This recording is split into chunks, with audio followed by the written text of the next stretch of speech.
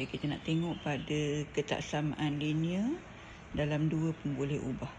Okey, sebelum tu, apabila dikatakan tentang ketaksamaan, okey, simbol yang ini kita sebut sama dengan ketaksamaan. Maksudnya kita akan guna simbol lebih kecil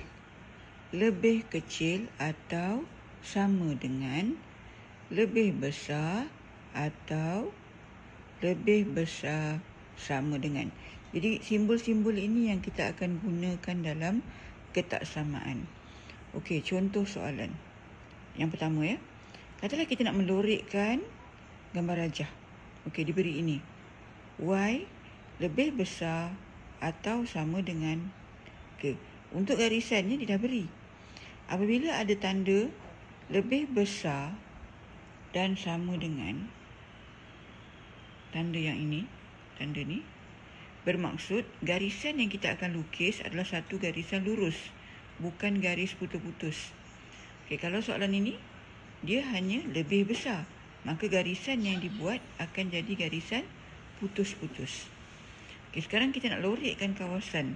Apabila dia kata lebih besar daripada ketaksamaan ini, maka lebih besar bermaksud dia berada di kawasan di bahagian atas.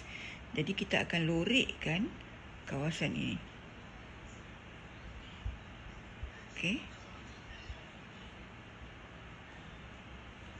Okey, kemudian yang soalan ini pula.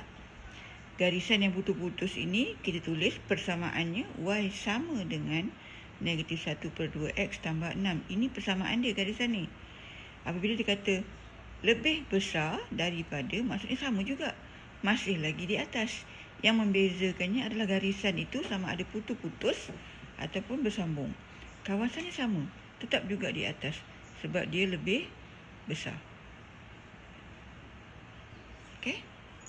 Dalam gambar rajah ini, dia dah beri kawasan-kawasannya. Maksudnya P berada di sini, S di sini, R di sini dan Q kawasan ini.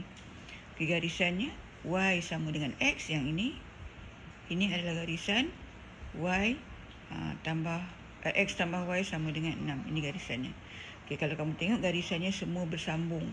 Jadi bila semua bersambung, dia mesti ada tanda sama di bawah ni.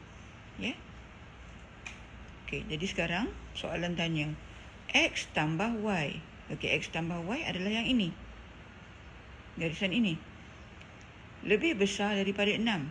Jadi bila lebih besar daripada 6, maksudnya kawasan itu berada di atas. Semua ni ya.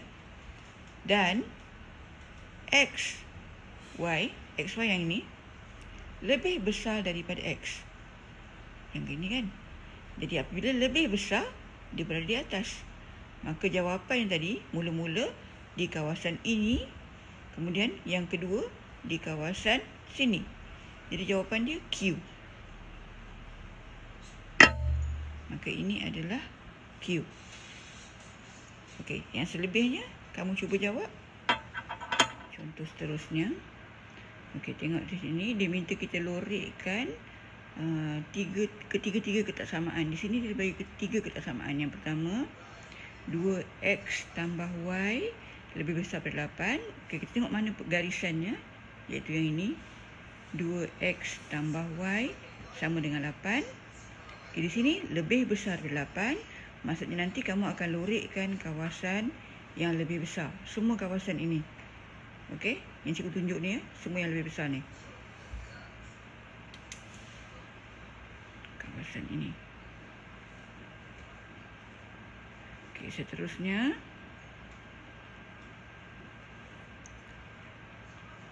2Y lebih besar daripada X tambah 4. Okey, ini persamaannya. Ini ketaksamaan, ini persamaan. Dia kata lebih besar. Jadi bila lebih besar dan tidak ada garisan, tak ada garisan tanda sama dengan, maksudnya garisan ini adalah putus-putus. Jadi bila lebih besar bermaksud dia akan berada di bahagian atas. Jadi kawasan yang kita akan lorikkan adalah yang atas ni.